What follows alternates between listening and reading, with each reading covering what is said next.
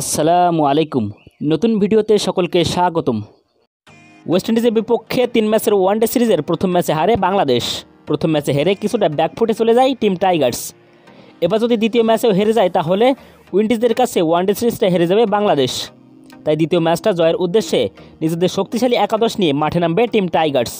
এর আগে উইন্ডিজদের বিপক্ষে প্রথম ম্যাচে আগে ব্যাট করতে নেমে 295 রানের টার্গেট ছুড়ে দেয় বাংলাদেশ। যে টার্গেটটা 5 উইকেট হাতে রেখেই সম্পন্ন করে উইন্ডিজরা। যে মাঠে 260 রান চেস করে ম্যাচ জেতার রেকর্ড নেই, সেই মাঠে প্রায় 300 রান চেস করে ম্যাচ জিতল ওয়েস্ট ইন্ডিজ। ওয়েস্ট ইন্ডিজের বিপক্ষে আজ দ্বিতীয় ম্যাচে মাঠে নামবে বাংলাদেশ। যদি এই ম্যাচটা হেরে যায় তাহলে সিরিজটা হেরে যাবে টাইগাররা। তবে কি এই ম্যাচ জেতার জন্য বাংলাদেশের একাদশে আসবে কি কোনো পরিবর্তন? স্বাভাবিকভাবে বলা যায় স্পিনার রিশাদ হোসেনের পরিবর্তে দেখা যেতে পারে নাসুম আহমেদকে। সর্বশেষ আফগানিস্তানের বিপক্ষে ওয়ানডে সিরিজে বল হাতে দারুণ পারফর্ম দেখিয়েছিলেন এই স্পিনার। তো বন্ধুরা, চলুন এক নজরে দেখে নেওয়া যাক ওয়েস্ট ইন্ডিজের বিপক্ষে বাসা মারা লড়াইয়ে কেমন হতে পারে বাংলাদেশের সেরা একাদশ। চলুন তো দেখে নিই এক নজরে। Number 1 Tanzid Hasan Tamim, opening batsman. Number 2 Soumya Sarkar, opening batsman. Number 3 Liton Kumar Das, wicket keeper and batsman. Number 4 Mehedi Hasan Miraz, batting allrounder and captain.